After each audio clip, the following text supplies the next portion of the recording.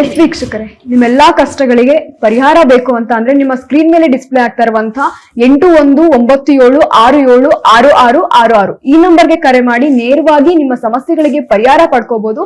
ಈಗಲೇ ಕರೆ ಮಾಡಿ ನಿಮ್ಮ ಸಮಸ್ಯೆಗಳಿಗೆ ಪರಿಹಾರ ಪಡ್ಕೊಳ್ಳಿ. ಎಸ್ ಮ್ಯಾಮ್, ಇನ್ನು 5ನೇ ರಾಶಿ ಸಿಂಹ ರಾಶಿ. ಈ ರಾಶಿ ಬಗ್ಗೆ ಇವತ್ತಿನ ದಿನ ಯಾವ ರೀತಿ ಇದೆ, ಅವ್ರಿಗೆ ಇವತ್ತಿನ ದಿನ ಯಾವ ರೀತಿ ಇದೆ ಅಂತ. ಸಿಂಹ ರಾಶಿ ಅಂದ್ರೆ ಸಿಂಹ ರಾಶಿಗೆ ಹೇಳ್ತಾ ಬರ್ತಾ ಇದ್ದೀನಿ, ತುಂಬಾ ಟೈಮ್ ಕೆಟ್ಟಿದೆ. ಕೇತು ಯಾವಾಗ ರಾಶಿಗೆ ಬಂದ್ರೋ ಅವಾಗೆ ಸಿಂಹ ರಾಶಿಗೆ ಟೈಮ್ ಕೆಟ್ಟಿದೆ. ಎಂ ಅನ್ನೋ ಅಕ್ಷರಕ್ಕಂತೂ ಉಳಿಗಾಲನೇ ಇಲ್ಲ. ಯಾರೆಲ್ಲ ಮಂಜುನಾಥ ಅಂತ ಹೆಸರಿಟ್ಕೊಂಡಿರ್ತೀರಾ, ಮಹೇಶ್ ಅಂತ ಹೆಸರಿಟ್ಕೊಂಡಿರ್ತೀರಾ, ಎಂ ಇಂದ ಸ್ಟಾರ್ಟ್ ಆಗುವಂತ ಅಕ್ಷರದವ್ರಿಗೆಲ್ಲರಿಗೂ ಕೂಡ ಏನಾದ್ರೂ ಒಂದು ತೊಂದರೆಗಳು ಕಾಣ್ತಾನೆ ಇರುತ್ತೆ. ಅದೇ ರೀತಿ ನೋಡಿ, ಸಿಂಹ ರಾಶಿ ಅಂತ ಬಂದಾಗ ಸಿಂಹ ರಾಶಿಯಲ್ಲಿ 12ನೇ ಮನೇಲಿ ಗುರು, 12ನೇ ಮನೇಲಿ ಗುರು ಇರೋದ್ರಿಂದ ತುಂಬಾ ಲಾಕ್ ಆಗಿರ್ತೀರಾ. ಎಲ್ಲ ಒಂದ್ ಕಡೆ ಸಿಕ್ಕಾಕೊಳ್ಳೋದು, ತುಂಬಾ ಮನಸ್ಥಿತಿ ಕೆಡೋದು, ಅಥವಾ ನೀವು ಮಾಡೋ ಕೆಲಸದಲ್ಲಿ ತುಂಬಾ ಕಿರಿಕಿರಿ ಆಗೋದು, ಕೆಲಸದವ್ರ ಜೊತೆ ಮಿಸ್ಅಂಡರ್ಸ್ಟ್ಯಾಂಡಿಂಗ್ ಆಗೋದು, ನೀವೇನಾದ್ರೂ ಒಂದು ಸಂಸ್ಥೆ ನಡೀತಿದ್ರೆ ಅಲ್ಲಿ ಲಾಸ್ ಆಗೋದು, ನಿಮಗೆ ಗೊತ್ತಿಲ್ದಿರನೆ ಬೇರೆ ಬೇರೆ ಆಕ್ಟಿವಿಟೀಸ್ ನಡೆಯೋದು, ನಿಮಗೆ ಗೊತ್ತಿಲ್ದಿರ ನಿಮ್ಮ ಆರ್ಡರ್ಸ್ ಕೈ ತಪ್ಪೋಗೋದು, ಅಥವಾ ನಿಮ್ಮ ದುಡ್ಡು ಇನ್ನೊಬ್ರು ಕಸ್ಕೊಳ್ಳೋದು, ಲಾಕ್ ಆಗೋದು, ಇದೆಲ್ಲವೂ ಕೂಡ ಸಿಂಹ ರಾಶಿಯವ್ರಿಗೆ ನಡೆಯುತ್ತೆ. ಹಾಗಾಗಿ ತುಂಬಾ ಕೇರ್ಫುಲ್ ಆಗಿರ್ಬೇಕಾಗುತ್ತೆ ಸಿಂಹ ರಾಶಿಯವರು. ಮತ್ತೆ ನೋಡಿ, 2ನೇ ಮನೆ ಚಂದ್ರ, 3ನೇ ಮನೆಯಲ್ಲಿ ಶುಕ್ರ ಇರ್ತಾರೆ. 3ನೇ ಮನೆಯಲ್ಲಿ ಶುಕ್ರ ಇದ್ದಾಗ ಎಲ್ಲ ಒಂದ್ ಕಡೆ ಫ್ರೆಂಡ್ಸ್ ಆಗಿರ್ಬೋದು, ಅಥವಾ ನಿಮ್ಗೆ ತುಂಬಾ ಬೇಕಾಗಿರೋರು ಯಾರಾದ್ರೂ ಒಬ್ರು ನಿಮ್ಮನ್ನ ಕೈ ಹಿಡಿದ್ರೆ ಓಕೆ. ಆದ್ರೆ ನೀವು ನಿಮ್ಮ ಮನಸ್ಸನ್ನ ಕೆಡಿಸ್ಕೊಂಡು ನೀವು ಅವ್ರನ್ನ ಕೂಡ ದೂರ್ತಾ ಹೋದ್ರೆ ತುಂಬಾ ಕಷ್ಟ ಆಗತ್ತೆ. ಮ್ಯಾಮ್, ಇನ್ನು ನೀವು ಸಿಂಹ ರಾಶಿಗೆ ಇವಾಗಲೇ ಸಿಕ್ಕಾಪಟ್ಟೆ ಸಮಸ್ಯೆ ಇದೆ, ಒಂಥರ ಲೈಕ್ ಅಂದ್ರೆ ಶನಿ ಬೆನ್ನೆತ್ತಿದ್ದಾನೆ ಅನ್ನೋ ತರನೇ ಹೇಳ್ತಾ ಇದ್ರಾ. ಅದಕ್ಕೆ ಪರಿಹಾರ ಏನು, ಅದನ್ನ ಅವ್ರು ಯಾವ ರೀತಿ ಪರಿಹರಿಸ್ಕೋಬಹುದು? ನೋಡಿ, ಸಿಂಹ ರಾಶಿಗೆ ಅಷ್ಟಮದಲ್ಲಿ ಶನಿ ಇದ್ದಾಗ ಏನಾದ್ರೂ ಒಂದು ತೊಂದರೆ ನಮ್ಮ ಮೈ ಮೇಲೆ ಬಂದು ಎರಗುತ್ತಾನೆ ಇರುತ್ತೆ. ಸೊ ಅದಕ್ಕೆ ಪರಿಹಾರ ಅಂತ ಅಂದ್ರೆ ನೋಡಿ, ನೀವು ಶನಿಯನ್ನ ತುಂಬಾ ಆರಾಧಿಸ್ಬೇಕಾಗತ್ತೆ. ಯಾಕಂದ್ರೆ ನಿಮ್ದು ಒಂದು ಸೂರ್ಯನ ರಾಶಿ ಆಗಿರೋದ್ರಿಂದ ನಿಮ್ಮ ರಾಶಿಯಾಧಿಪತಿ ಸೂರ್ಯ ಬಂದು ಎಲ್ಲೋ 3ನೇ ಮನೇಲಿ 4ನೇ ಮನೇಲಿ ಚೇಂಜ್ ಆಗ್ತಿರ್ತಾನೆ. ಆದ್ರೆ ಶನಿಯ ಅಷ್ಟಮ ಶನಿಯ ಒಂದು ತಾಪನ ನಾವು ತಡ್ಕೊಳಕ್ ಆಗೋದಿಲ್ಲ. ಅವಾಗ ಏನ್ ಮಾಡ್ಬೇಕು ಅಂತಂದ್ರೆ, ನಿಮ್ಮ ಸುತ್ತಮುತ್ತ ಇರುವಂತಹ ಒಂದು ಶನಿ ಟೆಂಪಲ್ ಆಗಿರ್ಬೋದು, ಅಥವಾ ಕುಂಭಕೋಣಮಲ್ಲಿ ಕಾರೆಕಲ್ಲಲ್ಲಿ ಇರುವಂತಹ ತಿರುನಲ್ಲಾರು ಶನಿ ಟೆಂಪಲ್ಗೆ ಹೋಗಿ ಬಂದ್ರೆ ತುಂಬಾ ಒಳ್ಳೇದಾಗುತ್ತೆ. ಅಲ್ಲಿ ಹೋಗಿ ಅಲ್ಲಿ ಭಕ್ತಿಯಿಂದ ದೇವ್ರನ್ನ ಬೇಡ್ಕೊಂಡು ಒಂದು ಅಭಿಷೇಕ ಮಾಡಿಸಿ, ಈ ತರ ಯಾವ್ದಾದ್ರು ಒಂದು ಪೂಜೆಗೆ ಕೊಟ್ಬಿಟ್ಟು ಬಂದ್ರೆ ಸಿಂಹರಾಶಿಯವ್ರಿಗೆ ಆ ಒಂದು ನಿಮ್ಮ ಅಷ್ಟಮ ಶನಿ ಏನು ನಿಮ್ಮ ತೊಂದರೆನ ಅಂದ್ರೆ ನಿಮ್ಗೆ ಅಷ್ಟಮ ಶನಿ ಏನಾಗುತ್ತಪ್ಪ ಅಂತಂದ್ರೆ ಅಪಘಾತಗಳಾಗೋದು, ಇದೆಲ್ಲ ಸಡನ್ ನಮ್ಗೆ ಗೊತ್ತಿರಲ್ಲ. ಮುಂದಕ್ಕೆ ಆಕ್ಸಿಡೆಂಟ್ಗಳಾಗೋದು, ಅಥವಾ ನಿಮ್ಗೆ ಗೊತ್ತಿರೋರು ಯಾರಾದ್ರೂ ಸಡನ್ ಶಾಕಿಂಗ್ ನ್ಯೂಸ್, ಗೊತ್ತಿರೋರು ನಿಮ್ಗೆ ಮೋಸ ಮಾಡ್ಬಿಟ್ಟಿರೋದು, ನಿಮ್ ದುಡ್ಡು ಎತ್ಕೊಂಡು ಹೋಗಿರೋದು, ನಿಮ್ ಕಂಪನಿ ಲಾಸ್ ಏನ್ ಬೇಕೋ ಅದನ್ನ ಮಾಡೋದು, ನಿಮ್ನ ಸಡನ್ ಆಗಿ ಬಂದು ನಿಮ್ಗೆ ಗೊತ್ತಿಲ್ಲದೇನೆ ಅಟ್ಯಾಕ್ ಮಾಡಿದಾಗ ನಿಮ್ಗೆ ಅದು ಶಾಕ್ ಆಗುತ್ತೆ. ನೀವು ಹಿಂದೆನೂ ಹೋಗಕ್ಕಾಗಲ್ಲ, ಮುಂದೆನೂ ಹೋಗಕ್ಕಾಗಲ್ಲ, ನೀವೇನು ಆಕ್ಷನ್ ತಗೊಳಕ್ಕಾಗಲ್ಲ. ಆ ರೀತಿ ಪ್ರಭಾವಗಳು ಅತಿ ಹೆಚ್ಚು ಬೀರ್ತಾ ಇರುತ್ತೆ. ಹಾಗಾಗಿ ಸಿಂಹ ರಾಶಿಯವರು ಇದಕ್ಕೆ ನೀವು ಪರಿಹಾರ ಮಾಡ್ಕೊಳ್ಳೇಬೇಕಾಗುತ್ತೆ. ಮತ್ತೆ ಗುರು ಬೇರೆ 12ನೇ ಮನೇಲಿ ಇರೋದ್ರಿಂದ ನೀವು ಗುರುವಿಗೆ ಸಂಬಂಧಪಟ್ಟಂತ ಒಂದು ಸ್ಟೋನ್, ಒಂದು ಬ್ರೇಸ್ಲೆಟ್ ಏನಾದ್ರೂ ಒಂದು ನೀವು ಯೂಸ್ ಮಾಡ್ಲೇಬೇಕಾಗತ್ತೆ. ಅದು ನಮ್ಮ ಸಂಸ್ಥೆ ನಂಬರ್ಗೆ ಕರೆ ಮಾಡಿ, ಖಂಡಿತವಾಗ್ಲೂ ನೀವೆಲ್ಲೇ ಇದ್ರು ನಾವು ಕಳಿಸ್ಕೊಡ್ತೀವಿ. ಆ ಒಂದು ಬ್ರೇಸ್ಲೆಟ್ ಸ್ಟೋನ್ ಯೂಸ್ ಮಾಡಿದ್ರೆ ಖಂಡಿತ ನಿಮ್ಗೆ ಒಳ್ಳೇದಾಗತ್ತೆ ಅಂತ ಹೇಳ್ತೀನಿ. ಇದಕ್ಕೆ ಪರಿಹಾರ ನೀವು ಮಾಡ್ಕೊಳ್ಳೇಬೇಕು ಅಂತ ಹೇಳ್ತಾ ಇದ್ದೀನಿ. ಇಷ್ಟೋ ನೀವು ಸ್ವಲ್ಪ ಪ್ರಾಬ್ಲಮ್ ಇಂದ ಹೊರಗಡೆ ಬರ್ತೀರಾ, ತೀರಾ ಪ್ರಾಬ್ಲಮ್ ಇಂದ ನೀವು ಹೊರಗಡೆ ಬರಕ್ ಆಗೋದಿಲ್ಲ. ಯಾಕಂದ್ರೆ ತುಂಬಾ ಟೈಮ್ ಕೆಟ್ಟಿರೋದು ಸಿಂಹ ರಾಶಿಯವ್ರಿಗೆ.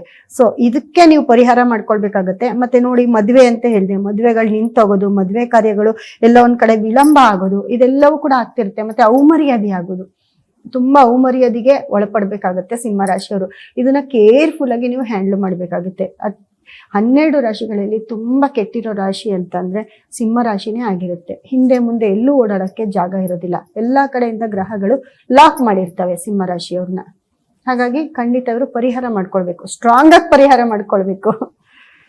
ಎಸ್ ವೀಕ್ಷಕರೇ, ನಿಮ್ಮೆಲ್ಲಾ ಕಷ್ಟಗಳಿಗೆ ಪರಿಹಾರ ಬೇಕು ಅಂತ ಅಂದ್ರೆ ನಿಮ್ಮ ಸ್ಕ್ರೀನ್ ಮೇಲೆ ಡಿಸ್ಪ್ಲೇ ಆಗ್ತಾ ಇರುವಂತಹ 8197676666 ಈ ನಂಬರ್ಗೆ ಕರೆ ಮಾಡಿ ಈಗಲೇ ನಿಮ್ಮ ಸಮಸ್ಯೆಗಳಿಗೆ ಪರಿಹಾರ ಪಡ್ಕೊಳ್ಳಿ.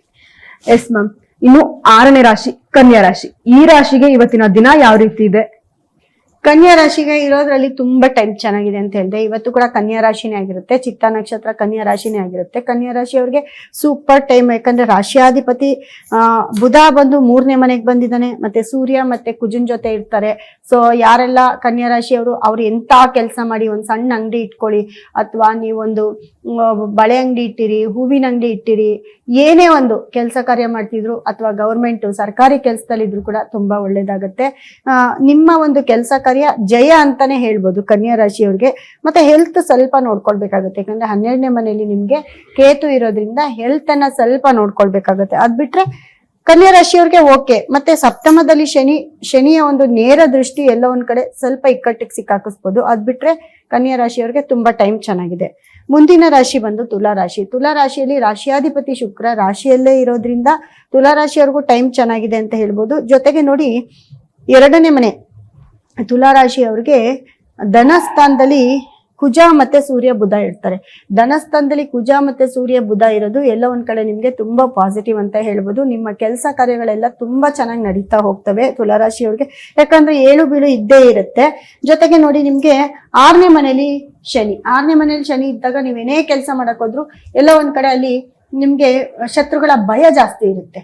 ಶತ್ರು ಕಾಟ, ಜಗಳ ಮಾಡ್ಬಿಡೋದು, ಜಗಳಕ್ಕೆ ಹೋಗೋದು, ಏನೇ ಒಂದು ಸಣ್ಣ ಒಂದು ಕೆಲಸ ಮಾಡಕ್ ಹೋದ್ರು ಅದು ಕೊನೆಗೆ ಜಗಳದಲ್ಲಿ ಅಂತ್ಯ ಆಗೋದು, ಈ ತರ ಪ್ರಾಬ್ಲಮ್ನೆಲ್ಲ ತುಲಾರಾಶಿಯವರು ಅನುಭವಿಸ್ಬೇಕಾಗುತ್ತೆ. ಒಟ್ಟಾರೆ ಪರವಾಗಿಲ್ಲ ಅಂತ ಹೇಳ್ಬೋದು. ತುಲಾರಾಶಿಯವರಿಗೆ ಒಂಚೂರು ಟೈಮ್ ಚೆನ್ನಾಗಿದೆ ಅಂತ ಹೇಳ್ಬೋದು. ಯಾಕಂದ್ರೆ ಗುರು ಕೂಡ ಇವಾಗ ಒಂದು ಕರೆ ಇದೆ, ತಗೊಳ್ಳೋಣ. ಓಕೆ. ಹಲೋ, ನಮಸ್ತೆ ಸರ್. ನಮಸ್ತೆ ಮೇಡಮ್ ಅವರೇ. ಎಲ್ಲಿಂದ ಕರೆ ಮಾಡ್ತಾ ಇರೋದು? ನಾವು ಮಧುಗಿರಿಯಿಂದ. ಏನ್ ಯಾರ ಬಗ್ಗೆ ಕೇಳ್ಬೇಕಿತ್ತು ಸರ್? ನಮ್ಗೆ ಒಂದು ಏನೋ ಬಗ್ಗೆ ಕೇಳಬೇಕಾಯ್ತಲ್ಲ, ಅದು ಅನುಕೂಲ ಆಗುತ್ತಾ ಸರ್? ಸ್ವಲ್ಪ ಜೋರಾಗಿ ಮಾತಾಡ್ತೀರಾ? ನಿಮ್ ವಾಯ್ಸ್ ಕರೆಕ್ಟ್ ಆಗಿ ಕೇಳಿಸ್ತಾ ಇಲ್ಲ. ಡೇಟ್ ಆಫ್ ಬರ್ತ್ ಇದೆ. ಏನೋ ಒಂದು ಯಾರೋ ಓಕೆ, ನಿಮ್ಮ ಹುಟ್ಟಿದ ದಿನಾಂಕ ಮತ್ತೆ ಸಮಯ ಹೇಳಿ. ಅದು ನಮಗೂ ಗೊತ್ತಿಲ್ಲ ಮೇಡಮ್ ಅವರೇ. ನಿಮ್ ಹೆಸರು ಹೇಳಿ ಸರ್. ಸರ್ ನಮಸ್ತೆ, ನಿಮ್ಮ ಹೆಸರು ಹೇಳಿ. ಲಕ್ಷ್ಮೀಪತಿ ಅಂತ. ಹಾ, ಲಕ್ಷ್ಮೀಪತಿ. ಹೌದಾ? ಯಾವ ರಾಶಿ ನಿಮ್ದು? ಮೇಷರಾಶಿನಾ? ಮೇಷರಾಶಿನಾ ಸರ್? ಹಲೋ ಹಲೋ, ಕರೆ ಕಟ್ ಆಗಿದೆ ಅನ್ಸುತ್ತೆ. ಹಲೋ ಹಲೋ ಸರ್, ಕೇಳಿಸ್ತಾ ಇದೆಯಾ? ಓಕೆ, ಕರೆ ಕಟ್ ಆಗಿದೆ ಅನ್ಸುತ್ತದ. ಇನ್ನು 7ನೇ ರಾಶಿ ಅಂದ್ರೆ 8ನೇ ರಾಶಿ ತುಲಾ ರಾಶಿ. ತುಲಾ ರಾಶಿ ಆಯ್ತು. ವೃಶ್ಚಿಕ ರಾಶಿ ಅವರಿಗೆ ನೋಡಿ ರಾಶಿಯಲ್ಲಿ ರಾಶಿಯಾಧಿಪತಿ ಕುಜ ರಾಶಿಯಲ್ಲೇ ಇರ್ತಾನೆ. ಅದೇ ರೀತಿ ಸೂರ್ಯ ಮತ್ತೆ ಬುಧ ಕೂಡ ನಿಮ್ಮ ರಾಶಿಗೆ ಎಂಟರ್ ಆಗಿರ್ತಾರೆ. ಸೂರ್ಯನು ಕೂಡ ನಿಮ್ಮ ರಾಶಿಗೆ ಎಂಟರ್ ಆಗಿರ್ತಾರೆ. ಸೂರ್ಯ ಬಂದು ನಿಮ್ಗೆ 10ನೇವನಾಗಿ ನಿಮ್ಮ ರಾಶಿಗೆ ಬಂದಿರ್ತಾನೆ. ಬುಧ 11ನೇವನಾಗಿ ನಿಮ್ಮ ರಾಶಿಗೆ ಬಂದಿರ್ತಾರೆ. ಜೊತೆಗೆ ಏನಪ್ಪಾ ಅಂತಂದ್ರೆ ವೃಶ್ಚಿಕ ರಾಶಿಯವರಿಗೆ ತುಂಬಾ ಚೆನ್ನಾಗಿದೆ ಟೈಮ್ ಇವಾಗ. ನಿಮ್ಮ ಕೆಲಸ ಕಾರ್ಯ ಮತ್ತೆ ಗುರು ಕೂಡ ನಿಮ್ಗೆ ತುಂಬಾ ಚೆನ್ನಾಗಿರ್ತಾರೆ. ಗುರು ನಿಮ್ಗೆ 9ನೇ ಮನೆಯಲ್ಲಿ ಇರೋದ್ರಿಂದ ನಿಮ್ಮ ಎಲ್ಲ ಕೆಲಸ ಕಾರ್ಯಗಳಿಗೂ ನಿಮ್ಗೆ ಗುರುಬಲ ಇದೆ ಅಂತಾನೆ ಅನ್ಕೊಳ್ಳಿ. ನಿಮ್ಮ ದೊಡ್ಡವರ ಒಂದು ಆಶೀರ್ವಾದ ಇರುತ್ತೆ. ಯಾವುದೇ ಒಂದು ಕೆಲಸ ಕಾರ್ಯ ಮಾಡಿದ್ರು ಇವಾಗ ನೀವು ತುಂಬಾ ಕ್ಲಿಕ್ ಆಗ್ತೀರಾ. ಅದ್ರಲ್ಲೂ ನಿಮ್ಗೆ ಗುರು ಬದಲಾಗೋಕ್ ಮುಂಚೆ, ಗುರು ಬದಲಾಗೋದು ಡಿಸೆಂಬರ್ 5ನೇ ತಾರೀಕು. ಆದ್ರೆ 5ನೇ ತಾರೀಕು ಒಳಗಡೆ ವೃಶ್ಚಿಕ ರಾಶಿಯವರು ಯಾವುದೇ ಕೆಲಸ ಕಾರ್ಯ ಮಾಡಿದ್ರು ತುಂಬಾ ಬೆನಿಫಿಟ್, ತುಂಬಾ ಪಾಸಿಟಿವ್ ಆಗಿರ್ತೀರಾ. ಹಾಗಾಗಿ ವೃಶ್ಚಿಕ ರಾಶಿಯವ್ರಿಗೆ ನಿಮ್ದೇ ಒಂದು ದಿನ, ನಿಮ್ದೇ ಒಂದು ತಿಂಗಳು ಅಂತ ಹೇಳ್ಕೊಳ್ಬಹುದು. ಮತ್ತೆ ಸೂರ್ಯ ಮತ್ತೆ ಬುಧ ಕುಜ ನಿಮ್ಮ ರಾಶಿಯಲ್ಲಿದ್ದಾಗ ಸ್ವಲ್ಪ ಹೆಲ್ತ್ ಬಗ್ಗೆ ಸ್ವಲ್ಪ ಕಾನ್ಸಂಟ್ರೇಟ್ ತಗೊಳ್ಳಿ.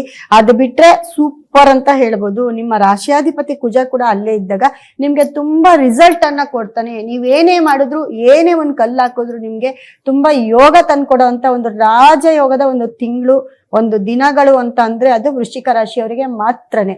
ಸೊ ಯಾವಾಗ ಸಿಂಹ ರಾಶಿಯವರಿಗೆ ಎಷ್ಟು 12 ರಾಶಿಗಳಲ್ಲಿ ಎಷ್ಟು ಬ್ಯಾಡ್ ಆಗಿ ಟೈಮ್ ಕೆಟ್ಟಿದೆಯೋ ಅಷ್ಟೇ ರಾಜಯೋಗ ತಂದ್ಕೊಡುವಂತ ರಾಶಿ ವೃಶ್ಚಿಕ ರಾಶಿ. ಸೊ ಹಾಗಾಗಿ ವೃಶ್ಚಿಕ ರಾಶಿಯವ್ರಿಗೆ ನಿಮ್ದೇ ದಿನ, ನಿಮ್ದೇ ಟೈಮು, ನೀವೇನ್ ಕೆಲಸ ಮಾಡಿದ್ರು ನಿಮ್ಗೆ ಕ್ಲಿಕ್ ಆಗತ್ತೆ. ನೀವೆಂತ ಕೆಲಸದಲ್ಲೂ ನೀವು ಜಯವನ್ನ ಸಾಧಿಸ್ತೀರಾ ಅಂತ ಹೇಳ್ಬೋದು. ಅದೇ ರೀತಿ ನಿಮ್ಗೆ ಮುಖ್ಯವಾಗಿ ಏನಪ್ಪಾ ಅಂತಂದ್ರೆ ಸಿಂಹ ರಾಶಿಯವ್ರಿಗೆ, ವೃಶ್ಚಿಕ ರಾಶಿಯವ್ರಿಗೆ ನೋಡಿ ನಿಮ್ ಟೈಮ್ ಚೆನ್ನಾಗಿದೆ, ನಿಮ್ ಯೋಗ ಚೆನ್ನಾಗಿದೆ. ಆದ್ರೆ ಸ್ವಲ್ಪ ನೀವು ಆ ಯೋಗಕ್ಕೆ ಏನ್ ಬೇಕು ಅನ್ನೋದನ್ನ ಪಾಸಿಟಿವ್ ಮಾಡ್ಕೊಳ್ತಾ ಹೋಗ್ಬೇಕು. ಏನಪ್ಪಾ ಬೇಕು ಅಂತಂದ್ರೆ ನೋಡಿ ನಿಮ್ಗೆ ನಿಮ್ಮ ರಾಶಿಯಲ್ಲಿ ಸೂರ್ಯ ಮತ್ತೆ ಕುಜ ಮತ್ತೆ ಬುಧ ಇರೋದ್ರಿಂದ ನಿಮ್ಮ ರಿಯಲ್ ಎಸ್ಟೇಟ್ ಆಗಿರ್ಬೋದು, ಅಥವಾ ನಿಮ್ಮ ಗೌರ್ಮೆಂಟ್ ಕೆಲಸದಲ್ಲಿ ಆಗಿರ್ಬೋದು, ಕೆಲಸ ಸಿಕ್ಕೋದಾಗಿರ್ಬೋದು, ಮನೆ ಮಠ ಮಾಡ್ಕೊಳ್ಳೋದಾಗಿರ್ಬೋದು, ಎಲ್ಲದಕ್ಕೂ ಪ್ರಶಸ್ತವಾದ ಒಂದು ಟೈಮ್ ಇದಾಗಿರುತ್ತೆ. ನೀವು ಅದಕ್ಕೆ ಸಂಬಂಧಪಟ್ಟಂತಹ ನೀವು ಅಷ್ಟೇ ಒಂದು ಗುರುವಿನ ಬ್ರೇಸ್ಲೆಟ್ ಆಗಿರ್ಬೋದು. ಯಾಕಂದ್ರೆ ನಿಮ್ಗೆ ಧನಸ್ಥಾನಾಧಿಪತಿ ಗುರು ನಿಮ್ಮ 2ನೇ ಮನೆ ಗುರು ಏನಾಗಿರ್ತಾನೆ ನಿಮ್ಗೆ ಇವಾಗ 9ನೇ ಮನೇಲಿ ಇರೋದ್ರಿಂದ ನೀವು ಒಂದು ಸುಬ್ರಹ್ಮಣ್ಯನ ಒಂದು ಟೆಂಪಲ್ಗೆ ಹೋಗಿ, ಯಾಕಂದ್ರೆ ನಿಮ್ಮ ಒಂದು ರಾಶಿಯಾಧಿಪತಿ ಕುಜ ಆಗಿರೋದ್ರಿಂದ ಸುಬ್ರಹ್ಮಣ್ಯನ ಟೆಂಪಲ್ಗೆ ಹೋಗಿ ನೀವು ಮಂಗಳವಾರ ಅಲ್ಲಿ ವಿಭೂತಿಯನ್ನ ಕೊಟ್ಟು ಅರ್ಚನೆ ಮಾಡಿಸಿ ಪೂಜೆ ಮಾಡಿಸಿದ್ರೆ ತುಂಬಾ ಒಳ್ಳೇದಾಗತ್ತೆ. ಮತ್ತೆ ಮುಖ್ಯವಾಗಿ ನೀವು ಗುರುಗೆ ಸಂಬಂಧಪಟ್ಟಂತ ಒಂದು ಸ್ಟೋನು, ಒಂದು ಬ್ರೇಸ್ಲೆಟ್ ಇದನ್ನ ಹಾಕಿದಾಗ ನಿಮ್ಗೆ ತುಂಬಾ ಪಾಸಿಟಿವ್ ಇರುತ್ತೆ. ನಿಮ್ಮ ಯೋಗಕ್ಕೆ ನಿಮ್ಗೆ ಸಾಥ್ ಕೊಡ್ತಾ ಹೋಗ್ತಾನೆ ಗುರು. ಎಲ್ಲಾ ಕೆಲಸ ಕಾರ್ಯನು ನಿಮ್ಗೆ ತುಂಬಾ ಅಚ್ಚುಕಟ್ಟಾಗಿ ಆಗೋ ತರ ನಿಮ್ಗೆ ಪುಷ್ ಮಾಡ್ತಾನೆ. ಹಾಗಾಗಿ ಗುರುವಿನ ಒಂದು ಅನುಗ್ರಹ ನಿಮಗೆ ಬೇಕೇ ಬೇಕು. ಅತಿ ಹೆಚ್ಚು ನೀವು ಯೆಲ್ಲೋ ಕಲರ್ ಬಟ್ಟೆನ ಯೂಸ್ ಮಾಡಿ, ಯೆಲ್ಲೋ ಕಲರ್ ಒಂದು ಟವಲ್, ಒಂದು ಕರ್ಚಿಫೋ ಏನಾದ್ರೂ ಒಂದು ನೀವು ಕ್ಯಾರಿ ಮಾಡಿ, ಎಲ್ಲಾ ಕೆಲ್ಸದಲ್ಲೂ ನಿಮ್ಗೆ ಜಯ ಆಗ್ತಾ ಹೋಗುತ್ತೆ. ಮುಂದಿನ ರಾಶಿ ಇದೆಯಾ? ಕಾಲ್ಸ್ ಇದೆಯಾ? ಕಾಲ್ ತಗೋಬೇಕು. ಎಸ್ ವೀಕ್ಷಕರೇ, ನಿಮ್ಮೆಲ್ಲಾ ಕಷ್ಟಗಳಿಗೆ ಪರಿಹಾರ ಬೇಕು ಅಂತ ಅಂದ್ರೆ ನಿಮ್ಮ ಸ್ಕ್ರೀನ್ ಮೇಲೆ ಡಿಸ್ಪ್ಲೇ ಆಗ್ತಾ ಇರುವಂತಹ 8197676666 ಈ ನಂಬರ್ಗೆ ಕರೆ ಮಾಡಿ ಈಗಲೇ ನಿಮ್ಮ ಸಮಸ್ಯೆಗಳಿಗೆ ಪರಿಹಾರ ಪಡ್ಕೊಳ್ಳಿ. ಎಸ್ ಮ್ಯಾಮ್, ಮುಂದಿನ ರಾಶಿ ಧನಸ್ಸು ರಾಶಿ. ಈ ರಾಶಿ ಬಗ್ಗೆ ಇವತ್ತಿನ ದಿನ ಯಾವ ತರ ಇದೆ? ಧನಸ್ಸು ರಾಶಿ ಅಂದ್ರೆ ಪಾಪ ಧನಸ್ಸು ರಾಶಿ ಅವ್ರಿಗೆ ಶನಿ ದೃಷ್ಟಿ 2 ವರ್ಷ ನೀವು ಎಲ್ಲೂ ಅಲ್ಲಾಡಕ್ಕಾಗಲ್ಲ. ಶನಿ 10ನೇ ದೃಷ್ಟಿ ಧನಸ್ಸು ರಾಶಿ ಮೇಲೆ ಬಿದ್ದಿದೆ. ಮತ್ತೆ ನೋಡಿ 12ನೇ ಮನೆಗೆ ಕುಜ ಮತ್ತೆ ಬುಧ ಮತ್ತೆ ಸೂರ್ಯ 3 ಗ್ರಹಗಳು ನಿಮ್ಮ ವ್ಯಯಸ್ಥಾನದಲ್ಲಿ ಬಂದಿದೆ. ಹಾಗಾಗಿ ಧನಸ್ಸು ರಾಶಿಯವ್ರಿಗೆ ತುಂಬಾ ಟೈಮ್ ಕೆಟ್ಟಿರುತ್ತೆ. ಈ ಒಂದು ತಿಂಗಳು ಅಂತ ಅನ್ಕೊಳ್ಳಿ, 1 ತಿಂಗಳು ನಿಮ್ಮ ಟೈಮ್ ಚೆನ್ನಾಗಿಲ್ಲ. ಅದೇ ರೀತಿ ನೋಡಿ ನಿಮ್ಮ 11ನೇ ಮನೆಯವನು ಮತ್ತೆ ಸೂರ್ಯ ಬಂದು ನಿಮ್ಗೆ 10ನೇ ಮನೆಯವನಾಗಿರ್ತಾನೆ. ಎಲ್ಲ ನಿಮ್ಗೆ ಪುಷಪ್ ಮಾಡ್ಬೇಕು, ನಿಮ್ಗೆ ಪ್ರವೋಕ್ ಮಾಡ್ಬೇಕು, ನಿಮ್ ಕೆಲಸ ಕಾರ್ಯಗಳಾಗೋದಕ್ಕೆ ಸಪೋರ್ಟ್ ಮಾಡೋಂತ 3 ಗ್ರಹಗಳು ನಿಮ್ಗೆ ವ್ಯಯಸ್ಥಾನದಲ್ಲಿದ್ದಾರೆ. ಹಾಗಾಗಿ ನೀವು ತುಂಬಾ ಕೇರ್ಫುಲ್ ಆಗಿರ್ಬೇಕಾಗತ್ತೆ ಧನುರ್ರಾಶಿಯವರು. ಯಾಕಂದ್ರೆ ನಿಮ್ಗೆ ಏನೇ ಒಂದು ಕೆಲಸ ಕಾರ್ಯ ಮಾಡ್ಬೇಕಾದ್ರೂ ಗುರುವಿನ ಒಂದು ಅನುಗ್ರಹ ಬೇಕಾಗತ್ತೆ. ನೋಡಿ ನಿಮ್ಗೆ 8ನೇ ಮನೆಗೆ ಗುರು ಹೋಗಿದ್ದಾರೆ. ಇವಾಗ ಸಪ್ತಮದಿಂದ 8ನೇ ಮನೆ ಅಂದ್ರೆ ಅಷ್ಟಮಕ್ಕೆ ಗುರು ಬಂದಿದ್ದಾರೆ. ಅಲ್ಲೂ ಕೂಡ ನಿಮ್ಗೆ ಗುರು ಬಲ ಇಲ್ಲ. ದೊಡ್ಡವ್ರ ಹತ್ರ ಏನಾದ್ರೂ ಮಾತಾಡಿ ನೀವು ಜಗಳ ಮಾಡ್ಕೊಂಡ್ರೆ ಅದು ಅತಿ ಜಾಸ್ತಿ ಆಗತ್ತೆ. ಮತ್ತೆ ಮಾತು ಜಾಸ್ತಿ ಮಾಡ್ತಾ ಇರ್ತೀರ. ಧನಸ್ಸು ರಾಶಿಯವರು ಮಾತನ್ನ ಸ್ವಲ್ಪ ಕಂಟ್ರೋಲ್ ಅಲ್ಲಿ ಇಟ್ಕೊಳ್ಬೇಕಾಗತ್ತೆ. 10ನೇ ಮನೆ 10ನೇ ದೃಷ್ಟಿ ಶನಿ ದೃಷ್ಟಿ ಬಿದ್ದಾಗ ಕೆಲಸ ಕಾರ್ಯದಲ್ಲಿ ಎಲ್ಲದರಲ್ಲೂ ಹಿಡಿತ ಉಂಟಾಗ್ತಾ ಹೋಗುತ್ತೆ. ಕೆಲಸ ಕಾರ್ಯ ಚೆನ್ನಾಗಾಗದಿರೋದು, ಎಲ್ಲೋ ಒಂದ್ ಕಡೆ ಕೆಲಸ ಕಾರ್ಯದಲ್ಲಿ ತುಂಬಾ ಹಿಡಿತ ಉಂಟಾಗೋದು, ಅಥವಾ ನಿಮ್ಮ ಮೇಲೆ ನಿಮ್ಗೆ ಪ್ರಜ್ಞೆ ಇಲ್ದಿರಾ, ನಿಮ್ಮ ಬಾಯಿ ಹಿಡಿತ ಇಲ್ದಿರಾ ಏನಾದ್ರೂ ಮಾತಾಡೋದು, ಅದು ಎಲ್ಲೋ ಸಿಕ್ಕಾಕೊಳ್ಳೋದು, ಅದು ದೊಡ್ಡ ಜಗಳಕ್ಕೆ ಹೋಗೋದು. ಒಂದೊಂದ್ ಕಡೆ ಅದು ಲಾಸ್ ಮಾಡುತ್ತೆ. ನಿಮ್ಮ ಬಿಸ್ನೆಸ್, ನಿಮ್ಮ ಕೆಲಸ ಕಾರ್ಯ ಎಲ್ಲವನ್ನು ನಿಮ್ಮನ್ನ ಲಾಸ್ ಮಾಡುತ್ತೆ. ಕೆಲಸ ಕಳ್ಕೊಳ್ಳೋದು ಅಥವಾ ಕೆಲ್ಸಕ್ಕೆ ಹೋಗ್ತಿದ್ರೆ ನಿಮ್ಮ ಮೇಲಧಿಕಾರಿಗಳ ಜೊತೆ ನೀವು ಮಾತಾಡಿ ಅಲ್ಲೂ ಕೂಡ ಏನೋ ಕಾಂಟ್ರವರ್ಸಿಗೆ ಹೋಗೋದು, ಇದೆಲ್ಲ ಕೂಡ ಧನಸ್ಸು ರಾಶಿಗಾಗುತ್ತೆ. ಧನಸ್ಸು ರಾಶಿಯವರು ತುಂಬಾ ಕೇರ್ಫುಲ್ ಆಗಿರ್ಬೇಕಾಗುತ್ತೆ. ಮುಖ್ಯವಾಗಿ ನಿಮ್ಮ ತಾಯಿಯ ಆರೋಗ್ಯದ ಕಡೆ ತುಂಬಾ ಗಮನ ಕೊಡ್ಬೇಕಾಗುತ್ತೆ. ನಿಮ್ ತಾಯಿ, ನಿಮ್ ಚಿಕ್ಕಮ್ಮ, ನಿಮ್ ದೊಡ್ಡಮ್ಮ, ಈ ತರ ತಾಯಿ ಸ್ಥಾನದಲ್ಲಿ ಯಾರು ಇರ್ತಾರೆ ನಿಮ್ಮ ಕುಟುಂಬದಲ್ಲಿ, ಅವ್ರನ್ನ ಯಾರನ್ನಾದ್ರೂ ನೀವು ಕಳ್ಕೊಳ್ಬೇಕಾಗುತ್ತೆ. ಅದಕ್ಕೆ ನಿಮ್ಮ ತಾಯಿಯ ಆರೋಗ್ಯದ ಬಗ್ಗೆ ಸಾಕಷ್ಟು ಗಮನವನ್ನ ಕೊಡಿ ಅಂತ ಹೇಳ್ತೀನಿ. ಮತ್ತೆ ಯಾಕಂದ್ರೆ ನಿಮ್ಮ ರಾಶಿಯಾಧಿಪತಿ ಗುರು ಕೂಡ ಅಷ್ಟಮದಲ್ಲಿ ಇರೋದ್ರಿಂದ ನಿಮ್ಮ ಗುರುಗಳು ಯಾರಿರ್ತಾರೆ ಅಥವಾ ನಿಮ್ಮ ಮನೆಯಲ್ಲಿ ವೆಲ್ ವಿಷರ್ ಯಾರಿರ್ತಾರೆ, ತುಂಬಾ ದೊಡ್ಡವರು ಯಾರಿರ್ತಾರೆ, ಅವರ ಆರೋಗ್ಯದ ಸಮಸ್ಯೆಯಲ್ಲೂ ಕೂಡ ಸಡನ್ ಆಗಿ ಏನಾದ್ರೂ ಹೆಚ್ಚು ಕಮ್ಮಿ ಆಗ್ಬೋದು. ಅದನ್ನ ಸ್ವಲ್ಪ ನೋಡ್ಕೊಳ್ಬೇಕಾಗತ್ತೆ.